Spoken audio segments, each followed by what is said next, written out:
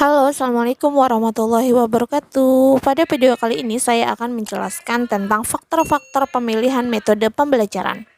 Seperti kita ketahui bahwa dalam melaksanakan suatu pembelajaran harus diawali dengan kegiatan perencanaan pembelajaran. Perencanaan memenuhi fungsi yang penting agar pembelajaran menjadi lebih terarah. Nah, dalam membuat perencanaan, banyak aspek yang harus diperhatikan oleh guru. Di antaranya, guru perlu memperhatikan faktor-faktor yang mempengaruhi pelaksanaan metode pembelajaran. Nah, apa saja faktor-faktor yang mempengaruhi pemilihan metode pembelajaran? Yuk kita simak materinya. Kemudian di sini ada faktor pemilihan metode pembelajaran. Nah, kita kalau ingin menentukan metode pembelajaran ada beberapa faktor yang perlu kita perhatikan. Yang pertama adalah tujuan pembelajaran. Apa itu tujuan pembelajaran? Tujuan pembelajaran itu adalah kemampuan yang harus dimiliki siswa setelah dia mempelajari materi tersebut. Nah, di mana menurut Bloom itu kemampuan pembelajaran itu tuh terdiri dari 3, ada kognitif, afektif, dan psikomotorik. Nah, masing-masing kemampuan yang harus dimiliki oleh siswa ini yang mempengaruhi metode pembelajaran ya. Jadi kita kalau misalkan tahu nih tujuan pembelajarannya ini, oh ini lebih mengarah pada psikomotorik. Maka metode pembelajarannya pun apakah cocok ketika kita lakukan dengan metode ceramah untuk yang psikomotorik? Cocok nggak? Tidak. Maka metode pembelajarannya pun ini harus lebih mengarah pada keaktifan siswa ya, karena psikomotorik siswa itu berarti harus membuat sesuatu, dia harus bergerak. Maka metode yang cocok itu bisa misalkan simulasi, demonstrasi, praktik, dan lain sebagainya. Itu berbeda dengan kemampuan yang lebih mengarahkan pada afektif atau kognitif, maka metode pembelajarannya pun kita bisa lebih mengarah pada metode ceramah ataupun diskusi. Nih, jadi sebelum kita menentukan metode pembelajaran, kita harus tahu dulu tujuan pembelajarannya apa. Kemudian bahan atau materi pembelajaran. Nah, seperti kita ketahui bahwa materi pembelajaran itu ada macamnya, ada konsep, terdiri dari fakta, terdiri dari prosedural. Nah, ini materi pembelajaran juga yang mempengaruhi pemilihan metode pembelajaran. Nah, kalau misalkan materi pembelajarannya tentang prosedural, misalkan seperti pengoperasian membuka Microsoft Word. Nah, apakah cocok nggak sih untuk pemilihan metodenya dengan menggunakan ceramah? Cocok nggak?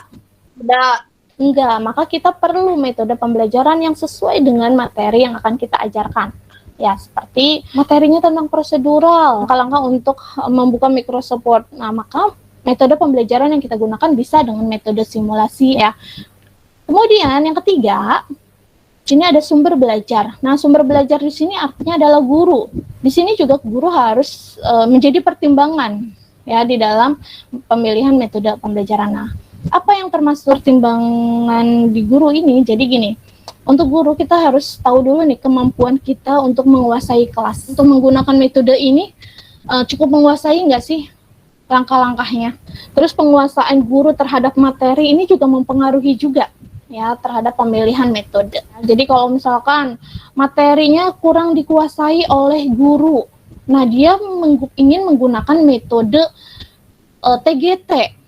Nah, walaupun metode yang dia pilih ini sangat bagus dan baik, tetapi kemampuan pemahaman materinya rendah, nah maka metode pembelajarannya pun tidak akan berjalan secara efektif. Jadi ketika kalian ingin membuat metode pembelajaran itu bagaimana sebagai mestinya, jadi kalian tuh harus menguasai langkah-langkah pembelajaran metode tersebut, ya harus menguasai materi pembelajarannya dan harus menguasai kelas.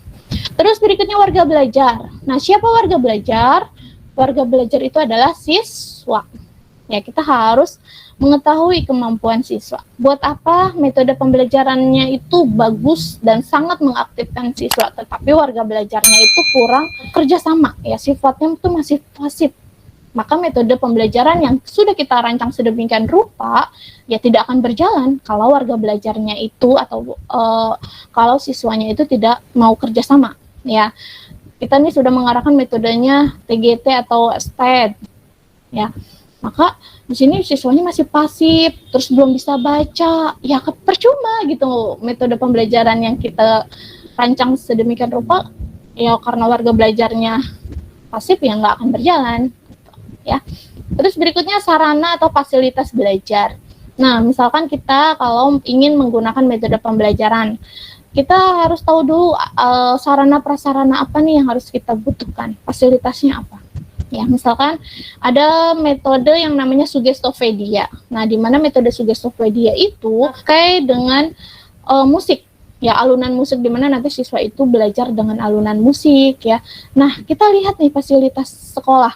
Ada speaker gitu ya, kayak pengeras suara. Ada nggak?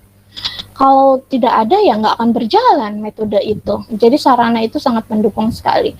Terus kalau misalkan saya pengen menggunakan picture and picture metodenya, tetapi saya tidak menemukan gambar-gambar yang sesuai dengan materi ini gitu, ya nggak akan berjalan juga.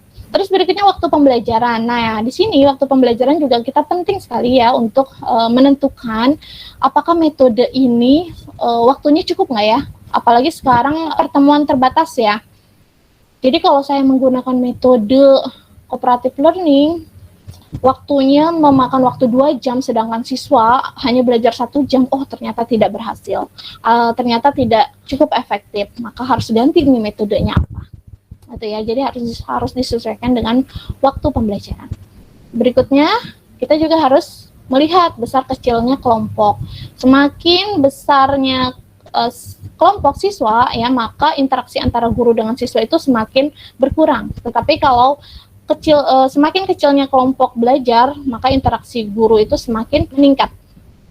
Nah, di mana untuk metode pembelajaran bahasa ini ada macamnya. Jadi di sini metode HQ3R itu ini cocok sekali di mana kita ingin mengaktifkan siswa untuk membaca, ya, terutama untuk membaca pemahaman. HQ3R itu terdiri dari survei, question, read, recite, dan review. Nah, di mana survei itu siswa itu survei buku yang akan dia baca.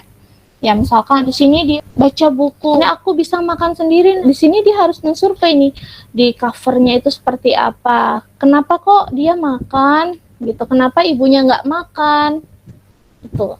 Terus di sini lihat di belakangnya itu ada apa? Ya, nanti di sini ada rangkumannya. Nah, ini siswa itu harus mensurvei itu. Ya, kemudian siswa juga harus membuat question atau membuat pertanyaan. Nah, di mana nanti siswa itu mengajukan sejumlah pertanyaan mengenai buku yang akan dibaca. Nah, jadi nanti dia membuat pertanyaan sesuai dengan hasil survei dia. Kenapa sih kok di cover ini anak ini makan, sedangkan ibunya nggak makan? Nah, ini akan jadi pertanyaan kepada siswa. Ya, kenapa sih di metode HQ3R ini siswa harus buat pertanyaan? Ya, karena ketika siswa membuat pertanyaan, jadi dia tuh lebih serius lagi untuk membacanya. Karena dia membacanya itu bertujuan, oh saya yang membaca ini ingin mencari jawaban dari pertanyaan tadi. Kemudian read, nah setelah dia mengajukan pertanyaan, kemudian dia membaca. Kemudian dari recite, di mana nanti siswa itu menceritakan kembali hasil bacaannya. Ya, terus kemudian ada review, meninjau ulang. Nah, di mana dia meninjau ulang ini, guru bersama siswa menjawab pertanyaan apa yang diajukan di question ini. Nah, jadi mereview kembali. Nah, kemudian ada HQ4R. Sama seperti HQ3R, cuma perbedaannya adalah di HQ4R ini, di sini ada record. Nah, record ini adalah di mana nanti siswa itu menandai hal-hal yang dapat dipahami sebagai referensi di kemudian hari. Nah, jadi nanti alat yang dibutuhkan untuk penggunaan HQ4R ini adalah stabilo atau pensil atau pulpen untuk menandai bagian-bagian yang penting. Terus ada think, talk, and write. Nah, ini juga untuk melatih kemampuan menulis dan berbicara siswa. Dimana nanti guru itu memberikan LKS kepada siswa, ya, kemudian nanti siswa membaca LKS dan membuat catatan kecil, juga menyelesaikan masalah secara individu. Gitu ya. Terus nanti siswa berkolaborasi, kemudian nanti siswa secara individu merumuskan pengetahuannya berupa jawaban atau soal LKS. Gitu. Dengan menggunakan bahasa sendiri atau write, nulis. Kemudian picture and picture. Nah, di dalam picture and picture ini kuncinya adalah nanti guru itu banyak menggunakan gambar-gambar. Picture and picture ini salah satu contohnya adalah gambar berseri. Nah, nanti siswa itu ditugaskan mengurutkan urutan gambar mana nih yang cocok nih. Untuk gambar yang pertama adalah gambar 1, dia bangun tidur. Karena mungkin dia bangun tidurnya kesiangan, maka yang cocok adalah gambar selanjutnya, gambar 3. Dia lari nih. Sampai di gambar 4, karena dia terburu-buru, dia sampai terpleset, terjatuh. Gitu. Nah, yang terakhir adalah gambar 2. Gitu. Nah, ini pakai metode picture and picture. Jadi nanti siswa itu menceritakan kembali, menceritakan apa yang ada di dalam gambar ini. Nah, ini cocoknya untuk pembelajaran menulis atau bercerita juga cocok. Terus berikutnya metode Suggestopedia. Ya, di sini saya juga pernah menerapkan metode Suggestopedia untuk pembelajaran menulis puisi. Kenapa saya menerapkan metode Suggestopedia untuk menulis puisi? Karena saya berpikir untuk menulis puisi itu butuh perenungan. Ya, butuh perenungan, butuh penghayatan, sehingga saya memilih metode Suggestopedia. Nah, di mana metode Suggestopedia ini terdiri dari perencanaan, pelaksanaan, evaluasi. Di dalam perencanaan ini, kita nanti seorang guru itu harus menentukan tema apa sih yang akan kita tentukan ya untuk menulis puisi. Tuh.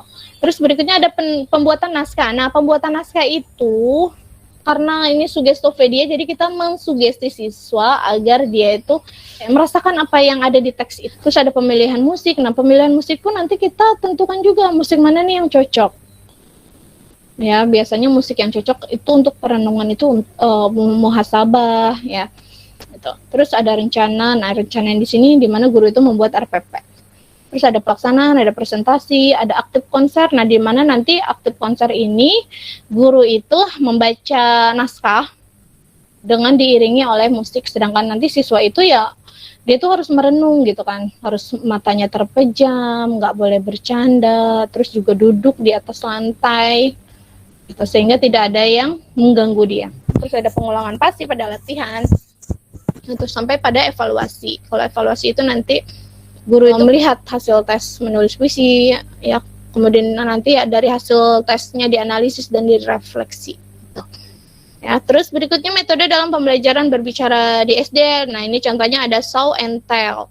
Show itu adalah menunjukkan atau menunjukkan sesuatu kepada audiens, yang menunjukkan sesuatu kepada siswa. Contohnya seperti guru itu menunjukkan video, ya video. Kemudian nanti siswa menyimak video tersebut dan nanti di akhir video itu ya siswa itu harus menceritakan. Nah, karena di sini tell ya, menjelaskan, deskripsikan sesuatu itu. Jadi apa yang dia lihat kemudian dia menceritakan. Kemudian ada role playing. Nah, ini tentu udah nggak asing banget kan. Role playing itu apa? Role playing itu adalah memperagakan tokoh ya sesuai dengan skenario. Ini juga cocok untuk pembelajaran sejarah ya, ataupun untuk pembelajaran dongeng di mana nanti siswa itu membaca dongeng, kemudian nanti dia menentukan tokohnya siapa, kemudian diperagakan ya. Kemudian ada talking stick. Nah, di mana talking stick ini adalah pembelajaran dalam aktivitasnya menggunakan media stick atau tongkat. Nah, jadi kita buat tongkat, entah itu nanti tongkatnya itu dari gulungan kertas dan lain sebagainya. Kita pasang musik apapun itu, entah itu balonku ada 5. Nah, nanti guru itu musik itu di stop secara acak, pokoknya nanti di stopnya itu mau di mana, bagian mana. Nah, nanti siswa yang kebagian stick itu yang memegang, nanti kan stick itu bergantian pegangnya selama musik itu berjalan, stick itu selalu berpindah. Dan musik berhenti, maka stick itu harus berhenti ya. Jadi siswa yang memegang stick itu adalah siswa yang harus menjawab pertanyaan itu bisa melatih kemampuan berbicara siswa. Nah, itu tadi materi tentang faktor-faktor dalam mempertimbangkan metode pembelajaran. Semoga materi kali ini bermanfaat. Jangan lupa like and subscribe. Terima kasih.